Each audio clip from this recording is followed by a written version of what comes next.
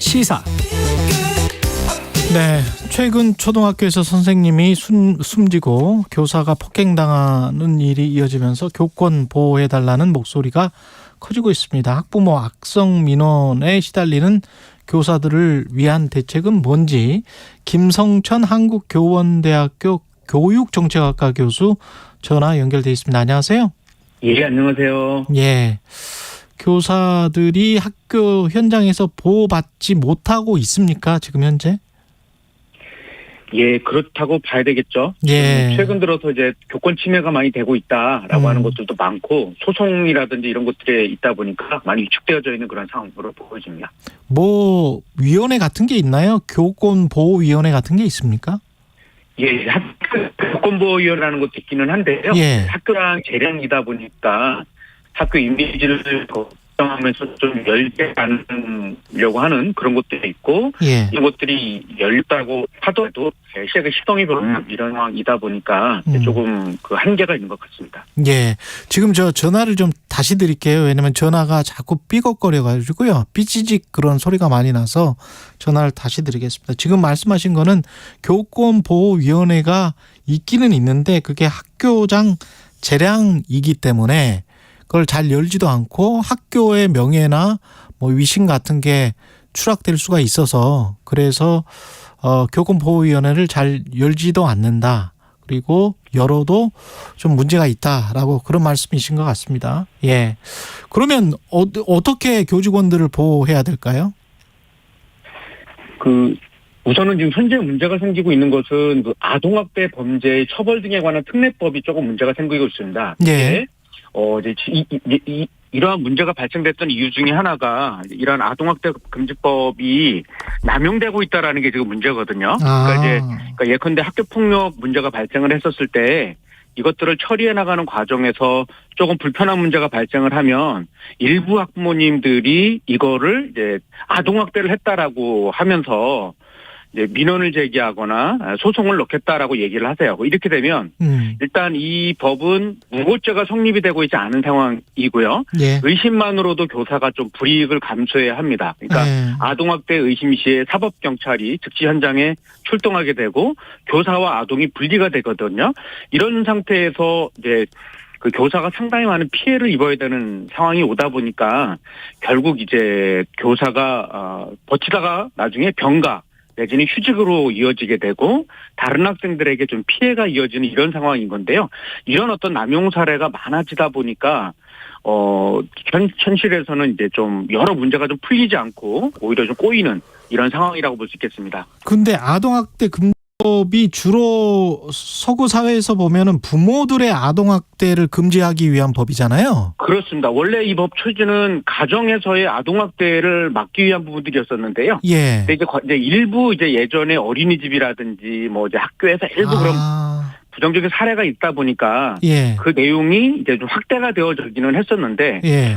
이 법이 취지와 달리 오히려 이제 교사들의 어떤 정당한 교육 활동 자체를 좀 막는 이 남용하는 쪽으로 이게 악용이 되다 보니까 사실은 이게 이렇게 불거진 이유 중에 하나가 그 전보다 이게 이 법이 만들어지고 나서부터 기하급수적으로 지금 이 문제들이 불거지고 있고 지금 남용되고 있고 교권 침해되는 사례가 늘어나고 있다는 게 현장의 분석입니다. 그렇군요. 그러니까 학부모가 아주 일부 학부모겠죠. 일부 학부모들의 갑질할 수 있는 법적인 근거가 되고 있군요. 아동학대 금지법이.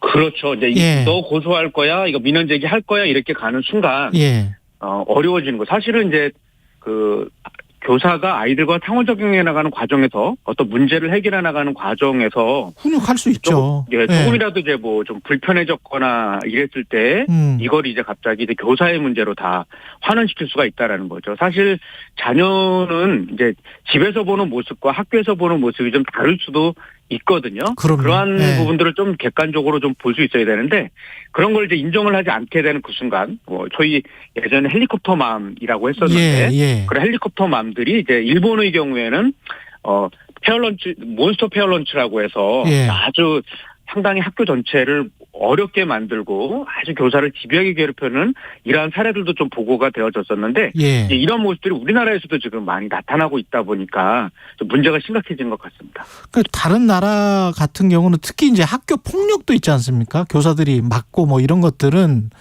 학교에 무슨 그 경찰 비슷한 사람들이 있잖아요. 미국 같은 경우도 그렇죠. 그런 것 같은데 네네. 한국은 그런 건 도입할 필요가 없나요? 우리나라도 이제 물론 스쿨 폴리스 제도가 있어서요. 예. 네, 있기는 합니다만 사실은 우리나라는 여전히 온정주의적 경향이 조금 있다 보니까 예. 가급적 시스템으로 풀어나가기보다는 우리 안에서의 어떤 이제 담임 교사가 좀 해결을 많이 하려고 하는 경향성이 있는데 예. 이런 것들이 이제 좀 한계가 있고요. 외국의 사례를 놓고 보면은 일정한 임계치를 넘어간 경우에는 이제 교장 선생님이 직접 나서거나 그렇죠. 상담 예. 시스템이 있기도 하고 이제 그리고 저 엄격한 어떤 룰에 의해서 나중엔 학생들이 퇴교 조치까지 당하는 상황까지도 갈 수가 있는데 예. 우리나라의 경우에는 아무래도 이제 초등의 경우에는 의무 교육이다 보니까 그런 학생들이 문제가 심각한 학생이 있다라고 하더라도 전학 정도가 이제 최고의 그 수위의 어떤 처벌인 거고, 예. 예, 또 촉법소년 이런 걸 또 악용을 하는 사례들도 조금 나오고 있다 보니까 감당이 어려운 일들도 좀 벌어지는 것 같습니다. 그럼 교수님 그러면 어떻게 해야 될까요? 우리는 제도적으로 보완해야 될 지점은 어떤 것들이 있습니까? 우선은 이제 그 모든 것들을 다 법률로 풀어갈 수는 없다라고는 보지만 예. 그럼에도 불구하고 일단 아동학대 금지법이 이 남용되는 부분들에 대해서는 조금 고민해봐야 될 것 같아요. 예. 제도 개선이 좀 필요합니다. 그래서 우선은 그 뭐 이제 면책 조항을 얘기하기도 하는데요. 면책 조항이 좀 과도하다라고 판단하는 분들도 있거든요. 근데 어쨌든 요 면책 조항으로 가져갈 건지 아니면 그 방어권을 정말 제대로 줄 수 있는 방식들로 풀어갈 건지에 대해서는 이 법률적인 어떤 보완이 좀 필요할 것 같고요. 두 번째로는 학교 교권보호위원회라는 것들이 이제 지금은 약간 재량으로 지금 돌아가고 있습니다. 그러다 네. 보니까 사안이 발생했을 때는 좀 의무적으로 좀 열고 거기에 변호사라든지 중재 전문가 등이 좀 포함되고 관련된 예산들이 좀 더 확보될 필요가 있고요. 학교 차원에서 물론 감당이 안 되는 경우에는 교육청 차원 안에서 교권보호위원회를 열어서 좀 이 부분을 제대로 좀 관리할 필요가 있는데 지금 교육청의 교권보호센터도 상당히 열악하고 취약한 상황입니다. 여기 인력과 기능과 역할이 좀 강화돼서 상담과 소송과 치유가 좀 전담될 필요가 있고요.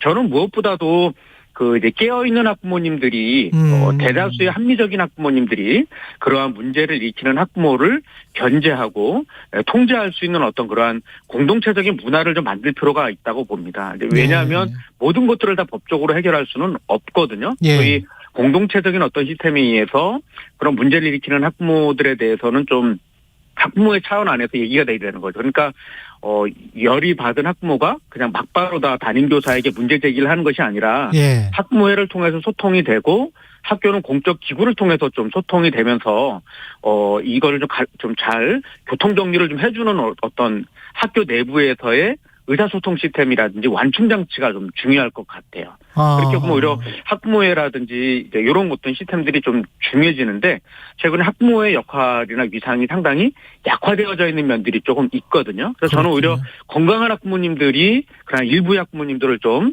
견제해 줄 수 있는 시스템까지도 이 공적 시스템을 어떻게 가져갈 거냐도 함께 고민해봐야 된다고 봅니다. 법 만능주의로 해결할 수는 없거든요. 그러네요. 왜냐하면 학교의 사안이라는 게 뭐 임계점을 달한 사항들은 물론 이제 법률적인 문제로 가야 되겠지만 상당수의 부분들은 교육을 바라보는 관점이나 아이를 바라보는 관점에서의 차이일 수도 있거든요.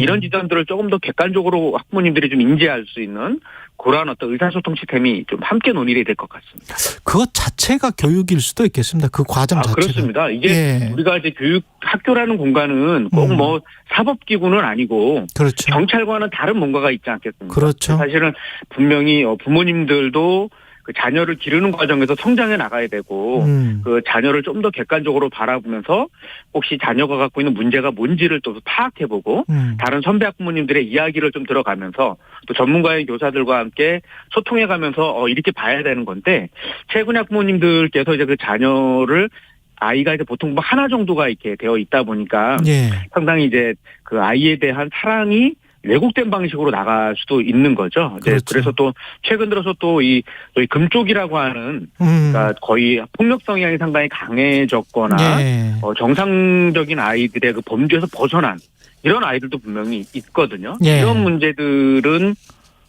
한 교사 개인이 해결하기가 좀 어려운 그렇죠. 상황인 건데 예. 지금은 이거를 그냥 학부모가 바로 교사 개개인에게 이제 문제를 제기하는 수준으로 이게 가다 보니까 감당이 안 되는 것 같습니다. 그런 의미로 보게 되면 그런 대화의 시스템이라든지 예. 상담 시스템이라든지 그런 특별한 아이들을 위한 치유 프로그램이라든지 교육 프로그램들이 함께 맞물려 돌아가야 되는데 예. 지금은 이제 담임교사가 다 그것들을 그렇죠. 감내하고 있고 근데 이런 거에 대해서 일정하게 이야기를 해도 학부모님이 인정을 안 하고 그렇죠. 오히려 우리 아이를 어떻게 했다 이렇게 되니까 일이 더 꼬이는 것 예. 같습니다. 김성천 한국교원대학교 교수였습니다. 고맙습니다. 여름철에는 집중호우로 인한 재난재해가 발생할 위험이 높아 철저한 대비가 중요합니다.